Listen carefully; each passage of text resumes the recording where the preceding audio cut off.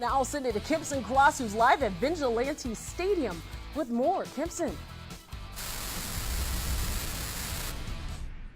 Well, for the second straight week out here at Vigilante Stadium, the road team got off to a very strong start. Flathead with 3 total touchdowns from Taylor Morton, a rush, and 2 passes to Anthony Jones. Capital gave up some big plays, down 21-7 in quarter number 2, then scored 23 unanswered points and held on to win. Head coach Kyle Mihelish told me after the game, basically he's happy with the result, but this is a tough way to make a living. Oh, man, I tell you, those are tough 2 weeks in a row. But, we showed some resiliency, like I said, last week. But, first half defensively, we just can't play like that and continue to win football games. We're giving up too many big plays. That's on me. That's and the other defensive guys. We'll get that fixed, and we'll get that going. That's 2 weeks in a row. They have 3 big plays and 3 touchdowns, and that's unacceptable, and we can't do that.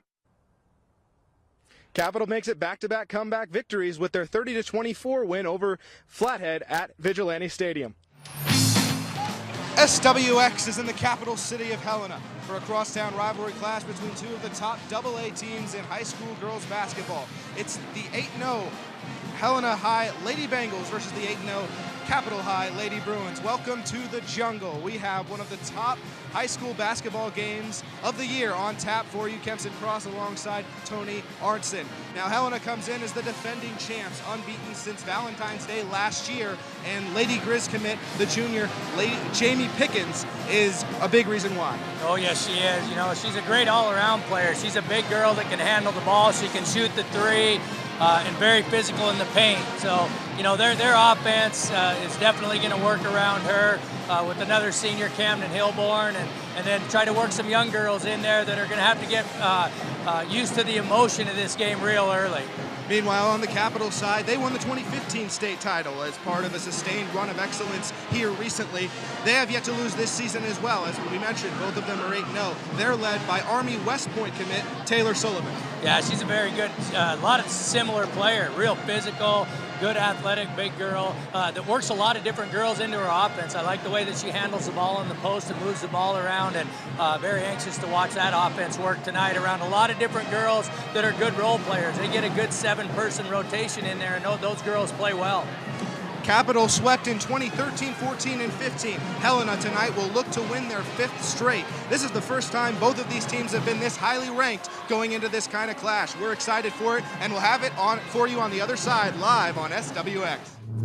Welcome back. The Cutbank Golf Course and Country Club is just down the road outside of town here, and our Kempson Cross explored what it all has to offer.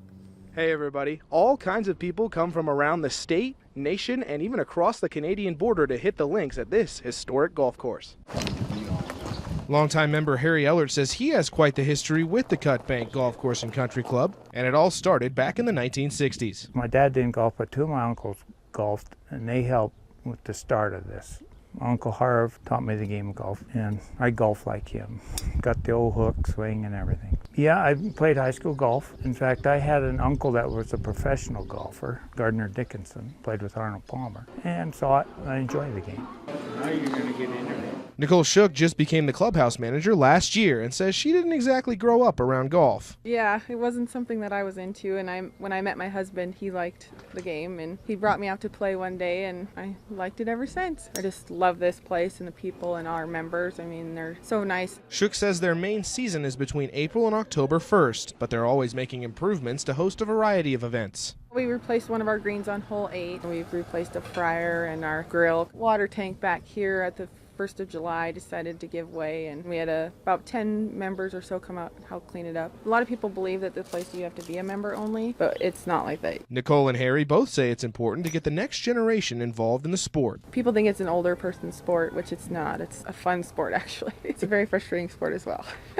Then I hit the ground. I've been with the junior golf program for years. To see them get excited about doing good is great. This is in better shape than a lot of courses around. People treat you right. I know a lot of people are in town enjoying the festival this weekend, but on any given day you might find them out here playing golf or enjoying other special events. In Cutbank, Kempson Cross, SWX.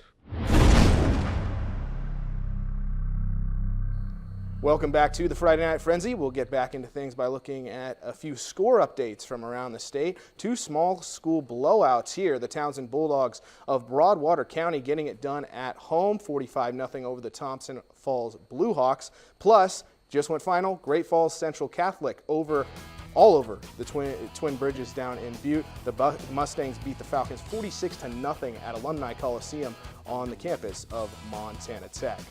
A lot of blowouts tonight, Kempson. This one no different. The Cascade Badgers took on the Sims Tigers tonight, with Sims getting on the board first. Quarterback Stephen Links with the long ball to Caden Smirker. He escapes 3 defensemen and takes it all the way for the touchdown. The Tigers connect on the 2-point conversion, bringing that score to 8-0. Sims isn't done just yet. Later on in the first quarter, Links finds Smirker yet again. He will take the ball into the end zone and extend that lead 14-0. The Tigers continue to dominate the first half. This time, Links will just run the ball himself. Might as well, right? Sims extends their lead at 22-0. The Badgers will see no love during the first half. Links goes deep to Caleb Johnson for the touchdown. Tigers come out on top, routing the Badgers 50-0. Like I said, a lot of shutouts today. And if y'all want to see another outstanding individual performance, the Belt Huskies hosting the Joliet Jayhawks. First drive of the game, Hunter Vogel finds CJ Hennis, and he will score 6-0 Huskies with less than a minute gone. But the Jayhawks respond defensively. Wyatt Anderson chases down the quarterback in the end zone. Joliet gets 2 points on the board via safety, and then the Jayhawks on offense now have a day. Rylan Olsen, he takes off on a keeper and gives the Jayhawks their first lead. Touchdown and the 2 makes it 10-6 Jayhawks. Next Joliet drive, Olsen in trouble at first, but he pulls a little bit of a Marcus Allen, gets away from several tackles for another touchdown. This young man has his team flying high. A couple TDs already on the board in this highlight. He will keep it again in this next one and break some more tackles. He will get just inside the pylon, not to spoil it or anything, and without taking out the cameraman, which is another achievement. Olsen leads Joliet to a 48-16 win at Belt, and over to 6-man. And finally, some 6-man action. Valier taking on Power Dutton Brady on a very windy and chilly evening. Opening drive for the Panthers, 4th down and 5. Hazen Kovac lobs it up for Brady Connolly. Valier converts, would be stopped at the goal line. Titans take over. Snap rolls back all the way to Jason Wildham. He hands it off to Nick Wildham, who rolls out and finds Zane Summerfield wide open. The big fella with a run gets to the red zone but can't hold on. Luckily, Clay Blankenship is there for the rescue to recover. Same drive now, Nick throwing again, this time to Peyton Hill. He steps inside the pylon for the touchdown. We go 7-0 Titans. Move ahead, early second quarter, Nick pitches to Johnson. He'll go the distance by himself. Why not, right? Looking forward to tonight's Frenzy, and while it's regular season for our high school athletes, it's still preseason for our professionals. Check this one out. Pittsburgh Steelers head coach Mike Tomlin is going to extensive measures to keep spies from peeking in on his practice. A tarp is being placed on the end zone of their practice field and will be used during the no-filming portion of their practices. When reporters asked him about it at a press conference, he tried to play it off as a joke, but then pointed to today's technology being somewhat of a hindrance when it comes to prepping for the season. I'll leave that somewhat mystical, man. I'll let you guys, hypothesize about the origins of that and in its use, and you know how it is, man. This is interesting times, drones and so forth, We'll do what we got to do to prepare and be ready to play on a level, fair, competitive playing field. They're currently 1-1 during the preseason, for what that's worth, with a win over the Eagles and coming off a 51-34 loss against the Packers. Another crazy preseason score I saw was 5-0. I believe that was between the Eagles and Browns. Tomorrow they square off against the Tennessee Titans.